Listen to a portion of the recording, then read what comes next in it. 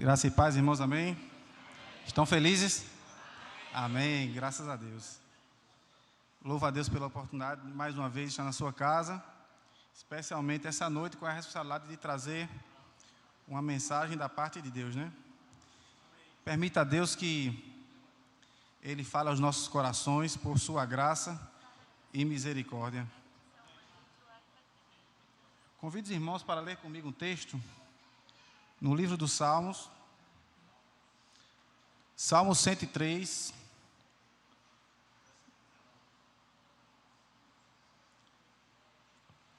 o verso 1 e o verso 2. Os irmãos acompanham na tela. Eu vou ler aqui rapidamente para a gente ganhar tempo. As horas já avançaram. Leiamos todos. Bendize, ó minha alma, ao Senhor, tudo o que há em mim, bendiga o seu santo nome.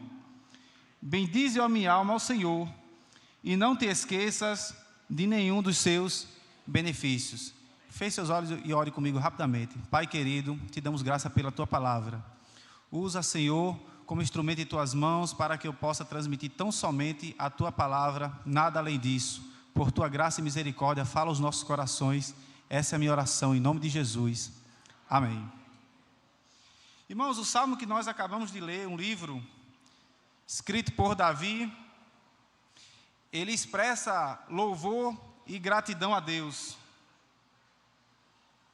Eu tive a semana inteira pensando qual seria o tema dessa mensagem, e estivemos ali na Igreja Batista de Miramar, na sexta-feira, junto com o diácono Murilo, e o pastor Jean, ele abordou justamente sobre esse salmo, e Deus tocou meu coração, e é sobre ele que eu trago a reflexão nessa noite, a mensagem. E nós vemos Davi, nesse salmo, ele expressar um louvor e gratidão a Deus, quando ele fala, bendize, ó minha alma, ao Senhor. Ele está falando consigo mesmo, dizendo, olha, minha alma precisa bendizer o nome do Senhor. E o que seria bendizer o nome do Senhor? Enaltecer, louvar, glorificar, adorar, falar bem a respeito de Deus. É justamente o que nós estamos fazendo nesta noite, bendizendo e adorando o nome do Senhor.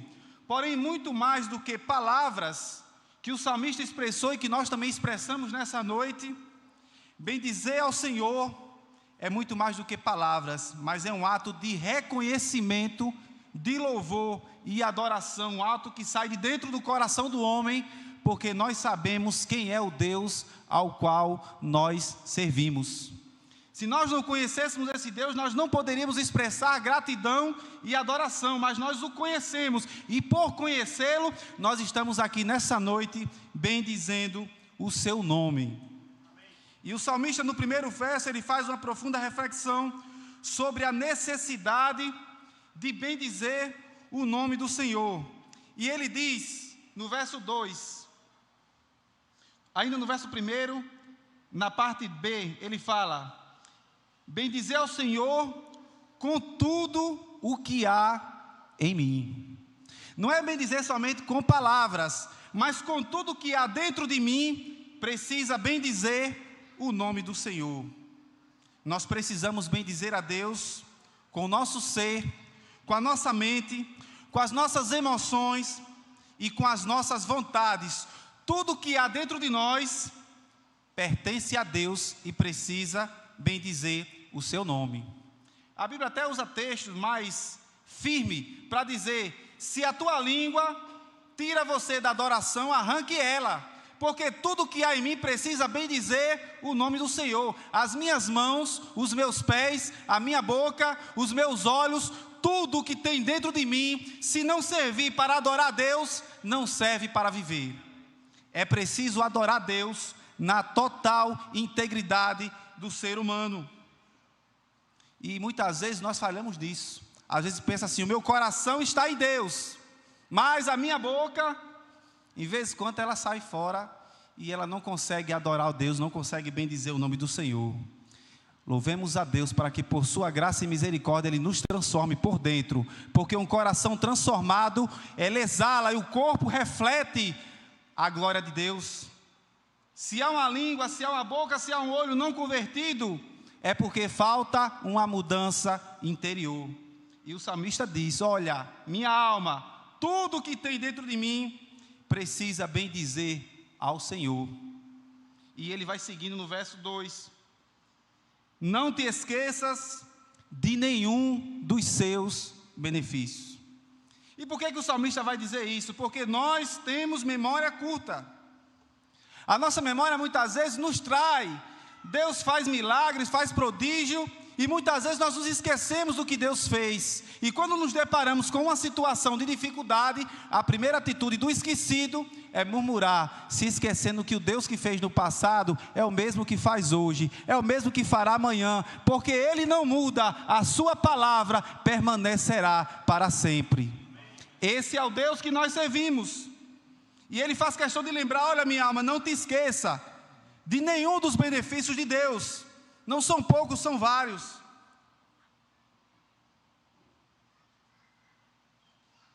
E a gente acha que esquecer dos benefícios é uma coisa difícil. Lembra do povo de Deus quando saiu do Egito? Foram 7 pragas, manifestando a glória e o poder de Deus. Quando ele chega no deserto, depois de passar pelo Mar Vermelho, aí ele fala: Moisés, tu nos trouxeste aqui para morrer, Moisés. Eles se esqueceram do que Deus fez. Você tem esquecido do que Deus fez por você? Se lembre nessa noite, porque o que Deus já fez por você é motivo de você glorificar e seguir em frente. Porque a tempestade que sobrevém sobre as nossas vidas, ela é menor do que o Deus que está conosco. Porque as dificuldades que sobrevêm, elas não são nada comparado ao poder do Deus que nós servimos. E é por isso que nós estamos aqui, para adorá-lo, para bendizê-lo, para louvar o seu nome. Essa é a nossa finalidade, é viver para o louvor e para a glória de Deus. E Deus sempre fez memoriais para que as pessoas não esquecessem. Foi assim na Santa Ceia: fazer isto em memória de mim. Não é em memória de um Deus morto, é em memória de um Deus que morreu, se entregou e ressuscitou, para que nós tivéssemos vida nesse Deus. É esta memória que nós devemos trazer. Alguém se entregou por mim, alguém morreu por mim. Eu tenho um dono, alguém me resgatou do pecado, me trouxe da maldição e me colocou de pé. É isso que eu preciso lembrar todos os dias. Quando o povo atravessou o Rio Jordão, Deus falou para que eles fizessem um memorial de 12 pedras, para se lembrar da aliança que Deus havia feito com eles. E nós vamos falar sobre alguns benefícios, porque são vários, não dá para falar de todos.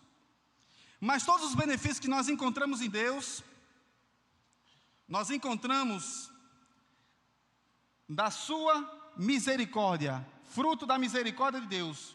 Ainda no livro de Salmo 103, onde eu li, o verso 3 e 4, ele diz assim: é Ele quem perdoa todas as tuas iniquidades e sara todas as tuas enfermidades, quem redime a tua vida da perdição e te coroa de amor e de compaixão. A compaixão de Deus é quem nos alcança, é a sua misericórdia que faz com que Ele haja em nosso benefício. E o tema dessa mensagem é bendizendo ao Deus misericordioso. E o que é misericórdia? Misericórdia é a compaixão por aqueles que são indignos. É o desejo de Deus de perdoar, de restaurar e também de cuidar daqueles que são indignos. Isso é a misericórdia de Deus. E essa misericórdia de Deus, ela está impregnada no seu caráter.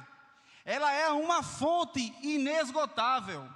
Lamentações, capítulo 3, o verso 22, está escrito: as misericórdias do Senhor são a causa de nós não sermos consumidos, porque as suas misericórdias, elas não têm fim. Elas se renovam a cada manhã. É uma fonte inesgotável, é um oceano infinito, irmãos. Muitas vezes nós nos pegamos numa situação onde nós olhamos para a nossa vida e entendemos: quem somos nós? Nada. Pecadores, miseráveis, dignos de repúdio, dignos de maldição, dignos de toda sorte de maldicência, porque nós não temos nem nós nenhum tipo de mérito. E muitas vezes tem pessoas que nessa situação não têm coragem de clamar a Deus. Mas esse texto nos relembra: Mesmo que você esteja nessa situação, o mais desprezado dos homens, o mais indigno, o mais pecador, a misericórdia de Deus, ela é uma fonte inesgotável, ela está disponível para você, se renovando a cada manhã. Clame a esse Deus, porque Ele tem misericórdia da sua vida, Ele vai te restaurar e te levantar e te colocar de pé. Essa é a ação de uma fonte inesgotável. Diferentemente da água que nós tomamos, que já já ela acaba, as misericórdias de Deus não têm fim. Nós, quando queremos ter piedade de alguém, uma hora a gente cansa. A gente olha para a pessoa, tem pena, ajuda uma vez, ajuda a segunda vez, a terceira vez, na quarta, peraí. Mas a misericórdia de Deus não é que nem a nossa. Ela é uma fonte inesgotável. É uma fonte que se renova. Ela se manifesta a cada dia, em cada situação. As misericórdias de Deus, a cada situação que nós passamos, ela se renova em nossas vidas. Quantas situações difíceis que nós, muitas vezes, saímos da vontade de Deus, nós pecamos, e o Senhor Deus está lá, com as suas mãos estendidas, dizendo: filho, eu te quero, eu quero cuidar de você. Não importa se você fez isso 2, 3, 4 vezes, mas as minhas misericórdias estão aqui disponíveis, basta você usufruir. A misericórdia do Senhor, ela é incondicional. Não depende dos nossos méritos, porque tem gente que acha que assim, não, minha vida é muito boa, eu sou uma pessoa muito religiosa, eu não faço mal a ninguém, com certeza o amor de Deus é maior sobre mim, Deus vai ter mais piedade de mim do que aquele que vive no pecado. Aí quando a gente olha para a cruz, a gente enxerga 2 ladrões, um homem que não fez nada de bom, que passou a vida fazendo o que não prestava, mas que foi alcançado por essa misericórdia, sem ter nenhum ato de justiça. Essa é a misericórdia de Deus, incondicional, não é mérito seu, não é motivo de você se orgulhar e dizer: eu sou uma pessoa que me dedico, por isso que o amor de Deus me alcança. Não, Senhor, é uma fonte incondicional. Veja o que diz Efésios, capítulo 2, o verso 4 e 5. Mas Deus, sendo rico em misericórdia, por causa do grande amor com que nos amou, e estando nós mortos em nossos delitos, nos deu vida juntamente com Cristo. A vida que nós temos não veio de nós mesmos, mas veio de Deus. E essa misericórdia, na nossa compreensão de ser humano, de seres humanos, ela é difícil entender, porque nós temos um conceito de justiça, e justiça também é um atributo do caráter de Deus. Deus, ele é justo, também misericordioso. E aí quando a gente vê um ladrão, que não fez nada de bom, sendo alcançado por essa misericórdia, o nosso senso de justiça fica nos criticando: como é que pode? Fica indagando: como é que pode ser? Alguém que não fez por merecer, alguém que estava ali condenado porque merecia, certamente não era uma pessoa boa.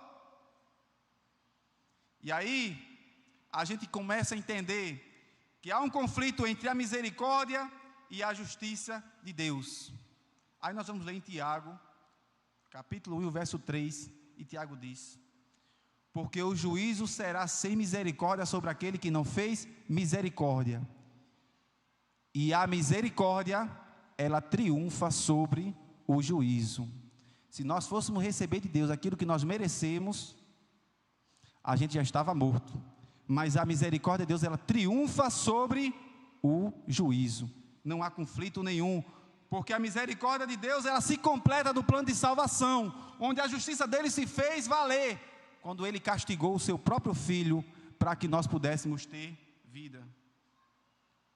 E entendendo que nós precisamos ser imitadores de Deus, imitadores de Jesus Cristo, recebendo essa misericórdia sobre nossas vidas, nós agora compreendemos e temos plena convicção que ser misericordioso é um mandamento de Deus.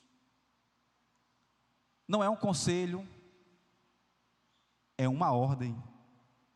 Lucas capítulo 6, verso 36, ele diz: sede, pois, misericordiosos, como também vosso Pai é misericordioso. E aí a gente fica: como ser misericordiosos com um coração tão duro como o nosso? Porque a nossa estrutura, irmãos, não suporta ser tão misericordioso como Deus, mas nós só damos aquilo que recebemos. Só podemos ser misericordiosos porque nós somos alcançados por essa misericórdia de Deus. Não é mérito nosso, é mérito de Deus.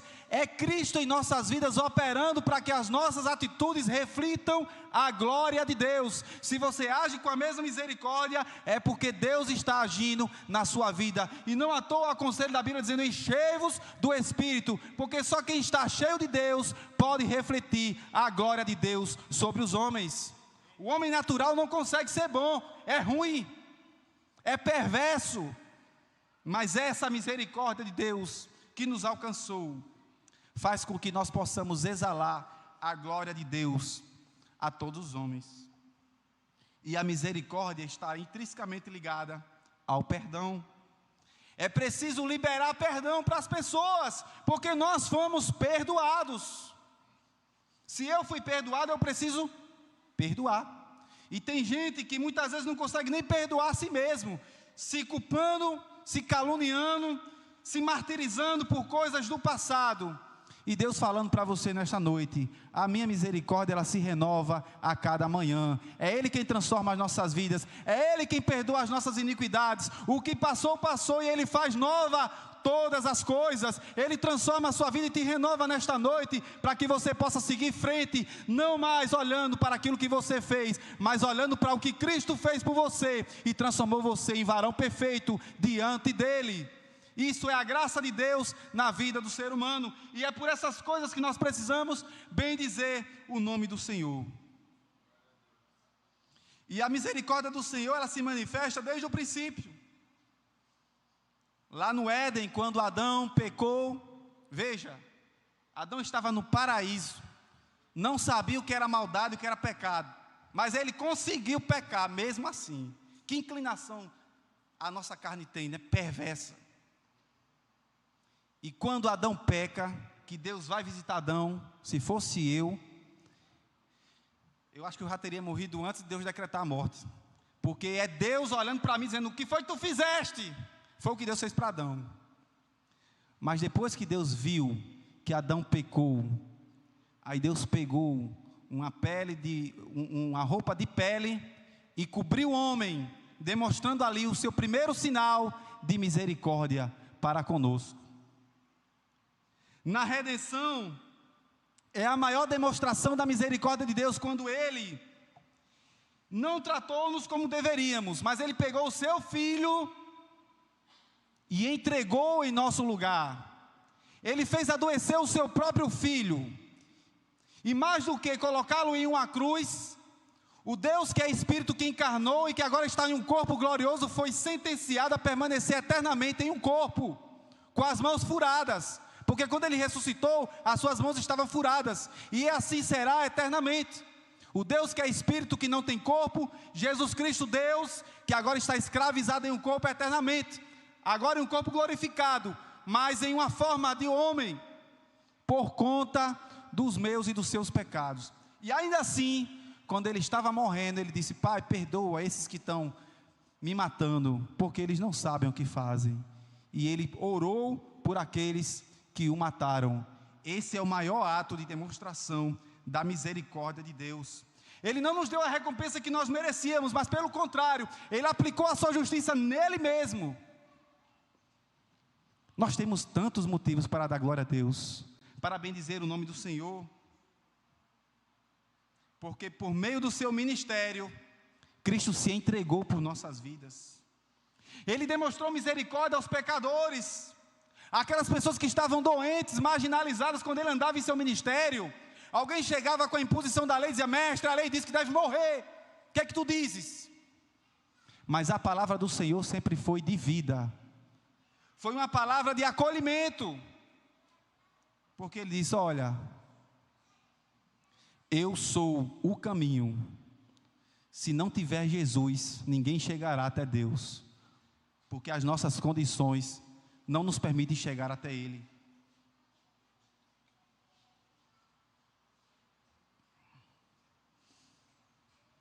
Nós vemos que as manifestações da misericórdia de Deus existem desde o Éden, na redenção, e também na nossa vida diária. Veja o que diz Jeremias capítulo 1, no verso 5.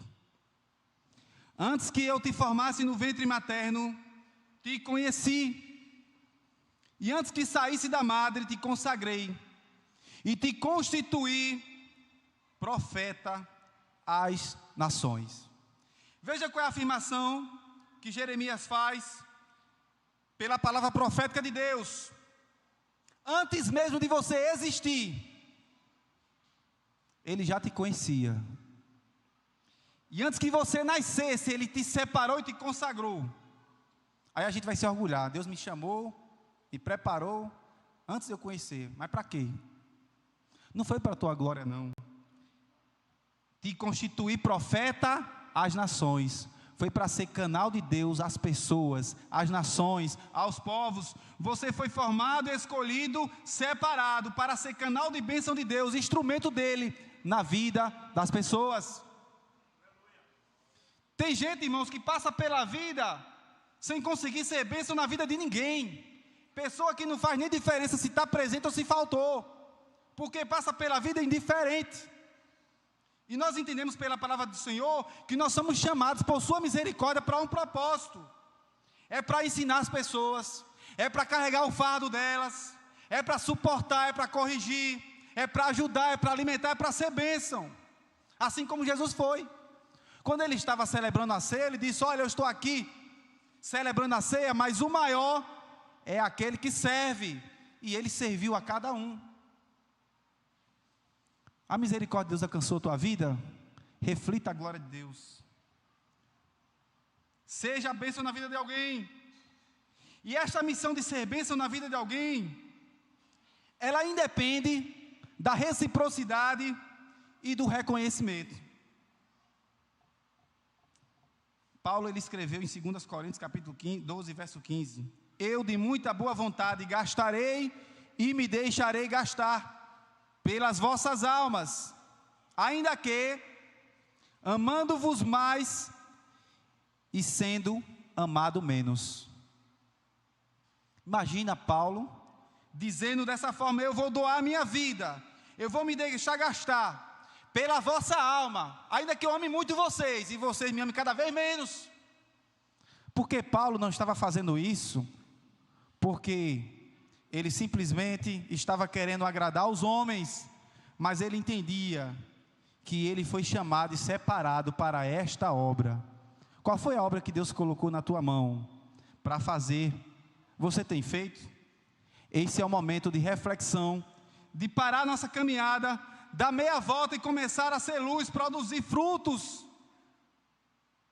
Mesmo que as pessoas te odeiem cada vez mais, mesmo que não haja reconhecimento.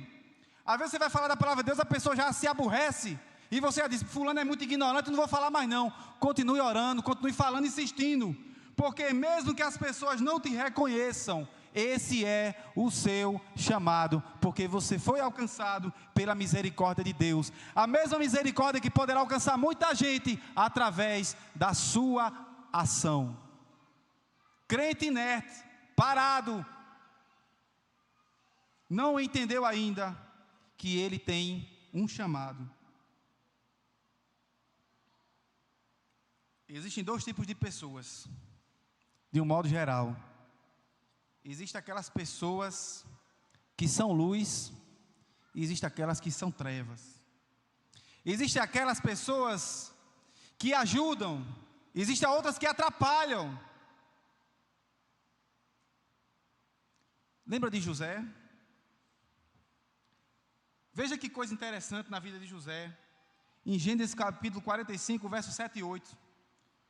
Quando José, que foi vendido ao Egito por seus próprios irmãos, ele foi vendido aos comerciantes, depois foi escravo, depois ele foi para o Egito, e lá como preso, ele chegou a governador. Quando seus irmãos chegam diante dele, e ele se apresenta dizendo: olha, vocês fizeram tudo isso comigo, eu sou o irmão de vocês. Aí veja o que José disse nesse texto, Gênesis 45, versos 7 e 8.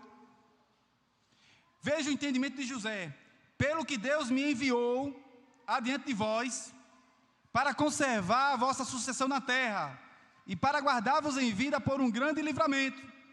Assim não foste vós que me enviaste para cá, senão Deus, que me tem posto por pai de Faraó e por senhor de toda a sua casa, e como regente de toda a terra do Egito. É José admitindo para os seus irmãos: olha, vocês me venderam, vocês fizeram toda essa perversidade comigo, mas não foi vocês que fizeram, não, foi Deus que me enviou, que permitiu que vocês fizessem isso. Não foi para que José fosse governador e se gloriasse: agora eu cheguei aonde ninguém imaginava. Não, ele disse: para guardar a vossa vida por um grande livramento. Deus usou José como instrumento de livramento do seu povo, da fome que iria vir sobre a terra. É esse o sentimento que nós devemos ter quando alguém nos faz mal, quando alguém nos ataca, nos fere, nos machuca, fala mal de nós, coloca uma pedra no nosso caminho. Tudo isso que você está fazendo é permissão de Deus, porque Ele tem um propósito, e nesse propósito Ele abençoará a vida de muitas pessoas. Se a tua missão não for para abençoar pessoas, tem alguma coisa errada, mas não vem de Deus, porque tudo que vem de Deus é para abençoar o seu povo. Deus usou Moisés para tirar o povo do Egito. Através de Moisés, Deus abençoou o seu povo. Ele usou Davi para expulsar o espírito maligno que havia sobre Saul, e para dar vitória ao seu povo sobre os seus inimigos. Ele usou Gideão para fazer a mesma coisa, e nesta noite Ele quer usar você também como bênção dEle para a vida das pessoas, como um canal de bênção do Senhor. Tem um chamado na sua vida, você precisa entender qual é esse chamado, e atender a essa voz que te conclama. A igreja é chamada a ser um reflexo da misericórdia de Deus sobre esse mundo. O mundo está nas trevas, no maligno, e nós vemos pela internet que muitas atitudes que existem hoje nas igrejas, ao invés de ser luz, ao invés de ser o reflexo da misericórdia de Deus, na verdade, é confusão, é problema, é contenda. Louvamos a Deus pela nossa igreja, porque aqui nós estamos falando da palavra de Deus. Nós temos sido bênção na vida de muitas pessoas. Quem chega a essa casa, encontra a palavra de Deus, verdadeiramente genuína, encontra oração, encontra acolhimento, encontra pessoas dispostas a apoiar, porque aqui, Deus tem estabelecido pessoas para ser bênção dEle nos últimos dias. Essa misericórdia de Deus, ela nos impulsiona para exercer uma vida missionária. Porque, irmãos, nós temos consciência de que o mundo está no maligno e que há uma condenação eterna. E se nós pegarmos essa palavra e guardarmos para nós, qual é o nosso amor para as pessoas que estão na perdição? Nós precisamos levar a elas o conhecimento de Deus, porque é através da palavra que o evangelho alcança o coração do homem. Não é através de coaching, de mensagem, de motivacional, mas é através do evangelho genuíno que alcança o coração do homem e o transforma do mais vil pecador a um instrumento, canal de Deus e bênção na vida das pessoas. A soberania de Deus, ela sempre nos conduz a um propósito maior. É o cuidado de Deus sobre as nossas vidas todos os dias. Bendize, ó minha alma, Senhor. Porque mesmo que nós não entendamos qual é o nosso caminho, mas nós entendemos que a soberania de Deus está sobre as nossas vidas, e ela nos levará ao centro da vontade dEle. Quando chegarmos lá, entenderemos o que haveremos de fazer, mas se não entendermos, até entendermos, nós continuaremos caminhando e progredindo, porque quem serve a Deus não tem tempo de parar.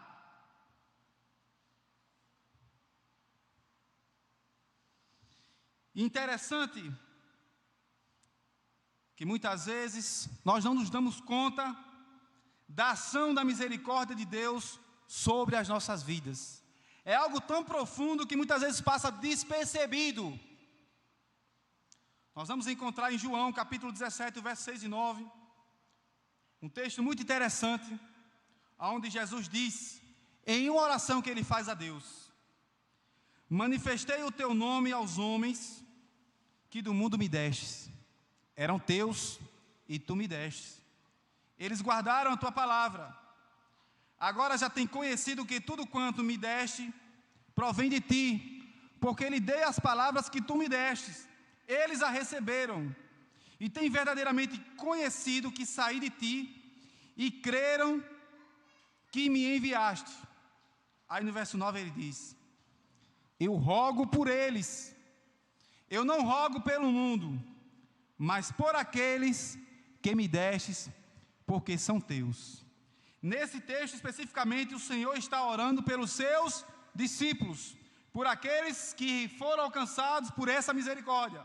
Aí no verso 20 e 21 do mesmo capítulo 17, aí ele complementa dizendo: eu não rogo somente por estes, mas também por aqueles que pela tua palavra hão de crer em mim.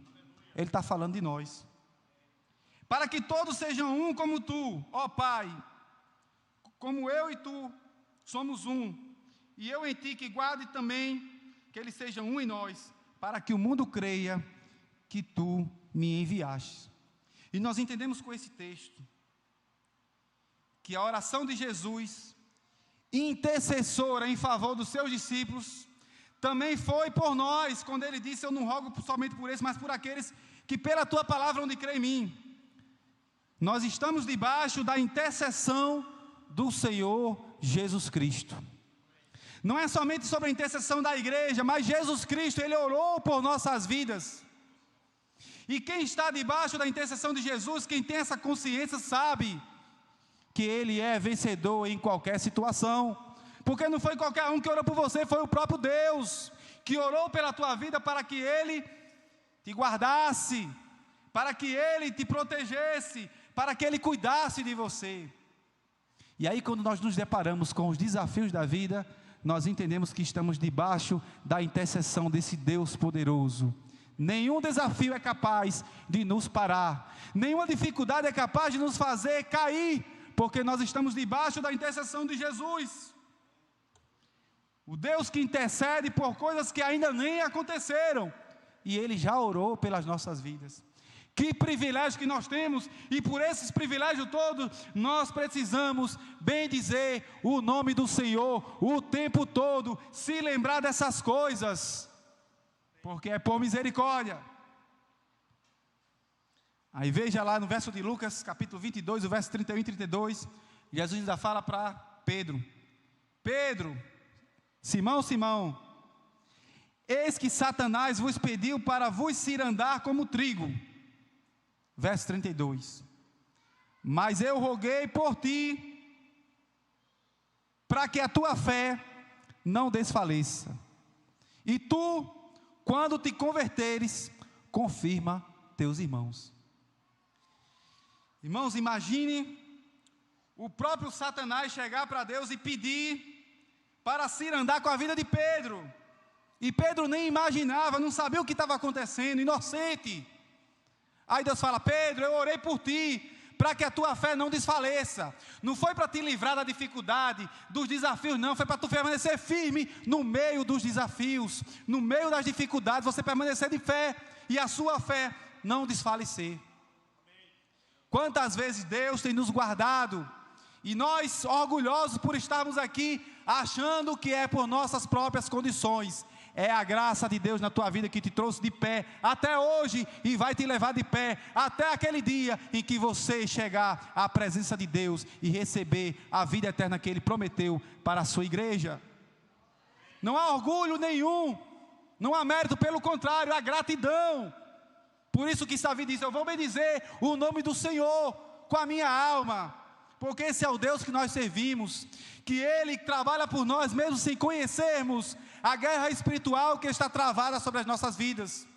Estamos debaixo da potente mão de Deus, Ele nos guarda o tempo todo. Você não enxerga, mas você crê que esse Deus está cuidando de você em cada detalhe.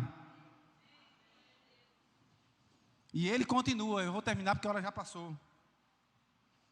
Eu roguei a ti para que a tua fé não desfaleça. Aí Ele continua.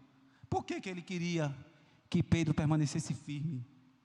Aí ele diz: tu, quando te converteres, confirma a teus irmãos. Ou seja, resplandeça a Deus na vida dos seus irmãos. Há um propósito de Deus na tua eleição como crente, como cristão. É para você abençoar a vida dos seus irmãos. Não era somente porque Pedro era o mais querido, ou porque Pedro era o mais digno, não. É porque Deus tinha um propósito na vida de Pedro, e esse propósito refletia na sua igreja. O pastor Eudes tem um chamado de Deus, mas o chamado dele é bênção na vida da igreja. O Getsemane tem um chamado nessa igreja, mas o chamado do Getsemane é para ser bênção na vida da igreja. Quando isso deixar de existir, certamente abandonamos o primeiro amor e não entendemos nada sobre as misericórdias do Senhor, que se renovam a cada manhã sobre cada um de nós. E quando nós entendemos esse texto a respeito da oração de Jesus pelos seus discípulos, e especialmente por Pedro, nós entendemos que estamos de pé por causa desse Deus. É Ele quem nos sustenta, é Ele quem nos justifica, é Ele quem nos perdoa, é Ele que nos renova, é Ele que nos estabelece na terra para fazer a sua vontade. Nada somos, é Deus em nossas vidas operando a sua bondade, a sua graça e a sua misericórdia. E quem está cheio da palavra de Deus não tem espaço para orgulho, porque o orgulho existe quando o homem entende que ele é alguma coisa. Mas quando nós entendemos que Deus está trabalhando por nós, nos protegendo, cuidando das nossas vidas, aí nós entendemos que é Ele, e ao invés de orgulho passamos a ser gratos. Gratidão é o que deve sair das nossas bocas, dos nossos lábios, porque nós somos alcançados por essa misericórdia, sem merecer. A misericórdia de Deus, ela age em nossa vida, nos consolando através do Espírito Santo. 2 Coríntios capítulo 1, verso 3 e 4, está escrito: bendito seja o Deus e Pai de nosso Senhor Jesus Cristo, o Pai das misericórdias, e o Deus de toda a consolação, que nos consola em toda a nossa tribulação. E eu vou fazer uma pausa aqui. Como é que pode ter consolo no meio da tribulação? Geralmente o consolo ele vem quando a gente recebe a vitória. Aí tem gente que chega a dizer assim: olha, essa luta é até hoje, até agora. Pode até ser, mas não se preocupe não, porque se essa luta for até hoje, amanhã vai surgir outra, e depois de amanhã vai surgir mais outra, porque nós não estamos imunes à dificuldade. Nós não vamos viver uma vida sem problemas, sem aperreios, sem privados de passar por essas dificuldades. Assim como Pedro, Jesus falou para Pedro: olha, eu orei por ti para que a tua fé não desfaleça. Nós entendemos que a tribulação ela vai fazer parte da nossa vida cristã. Quem espera vir para a igreja, adorar a Deus, para receber a bênção e viver eternamente sem problema, está no lugar errado. Aqui é lugar de entregar a sua vida em favor do reino de Deus, de se deixar gastar e esperar que o mundo vai odiar, que haverá problemas, que haverá dificuldades. Mas Deus orou por você, para que a tua fé não desfaleça. E aí vem um texto que diz que o Espírito Santo nos consola em toda a nossa tribulação. Como é que pode consolar em meio à tribulação? Ele prossegue: para que o Espírito Santo nos consola? Para que também possamos consolar os que estiverem em alguma tribulação, com a mesma consolação que nós mesmos somos consolados por Deus. Irmãos, eu entendo que não há consolo maior do que a promessa que Ele nos fez, de vida eterna. E só quem tem o Espírito Santo na vida consegue entender esse consolo. Porque nós, quando estamos passando por dificuldade, os nossos olhos se afogam nos problemas e muitas vezes não enxergamos além.